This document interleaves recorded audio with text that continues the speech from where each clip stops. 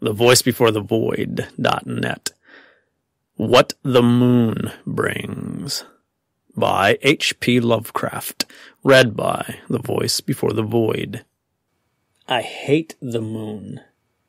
I am afraid of it.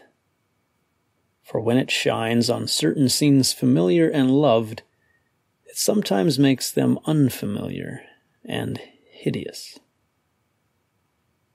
It was in the spectral summer, when the moon shone down on the old garden where I wandered, the spectral summer of narcotic flowers and humid seas of foliage that bring wild and many-colored dreams. And as I walked by the shallow crystal stream, I saw unwanted ripples tipped with yellow light, as if those placid waters were drawn on in resistless currents to strange oceans that are not in the world. Silent and sparkling, bright and baleful, those moon-cursed waters hurried I knew not whither, whilst from the embowered banks white lotus blossoms fluttered one by one in the opiate night wind, and dropped despairingly into the stream, swirling away horribly under the arched, carven bridge, and staring back with the sinister resignation of calm, dead faces. And as I ran along the shore, crushing sleeping flowers with heedless feet, and maddened ever by the fear of unknown things and the lure of the dead faces, I saw that the garden had no end under that moon. For where by day the walls were, there stretched now only new vistas of trees and paths, flowers and shrubs, stone idols and pagodas, and bendings of the yellow-litten stream past grassy banks and under grotesque bridges of marble. And the lips of the dead lotus faces whispered sadly, and bade me follow. Nor did I cease my steps till the stream became a river, and joined, amidst marshes of swaying reeds and beaches of gleaming sand, the shore of a vast and nameless sea.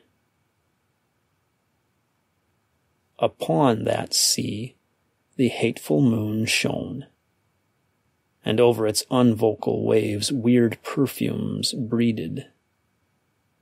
And as I saw therein the lotus faces vanish, I longed for nets that I might capture them and learn from them the secrets which the moon had brought upon the night.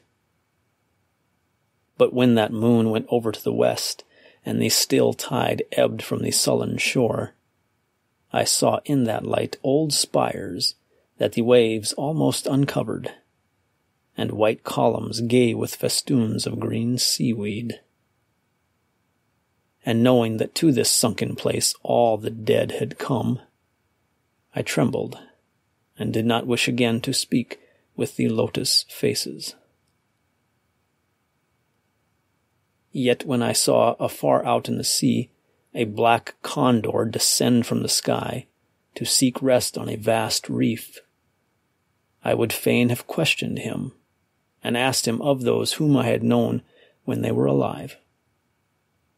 This I would have asked him had he not been so far away, but he was very far, and could not be seen at all when he drew nigh that gigantic reef.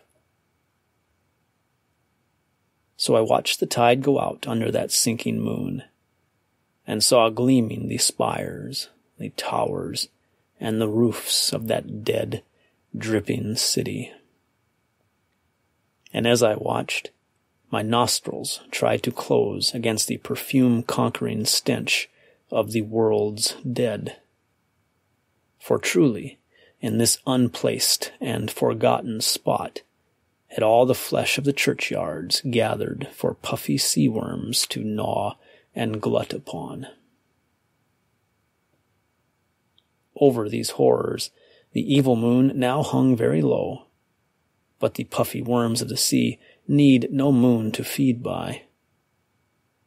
And as I watched the ripples that told of the wreathing of worms beneath, I felt a new chill from afar out whither the condor had flown, as if my flesh had caught a horror before my eyes had seen it. nor had my flesh trembled without cause. For when I raised my eyes, I saw that the waters had ebbed very low, showing much of the vast reef whose rim I had seen before. And when I saw that the reef was but the black basalt crown of a shocking icon whose monstrous forehead now shone in the dim moonlight, and whose vile hooves must paw the hellish ooze miles below, I shrieked and shrieked, lest the hidden face rise above the waters, and lest the hidden eyes look at me after the slinking away of that leering and treacherous yellow moon. And to escape this relentless thing, I plunged gladly and unhesitantly into the stinking shallows, where amidst weedy walls and sunken streets, fat sea worms feast upon the world's dead. Who wrote that one? Lovecraft.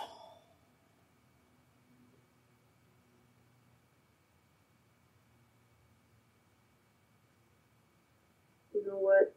Hmm. You're always going to get mad at me when you read because it makes me want to lick your face. What? Yeah. Yep.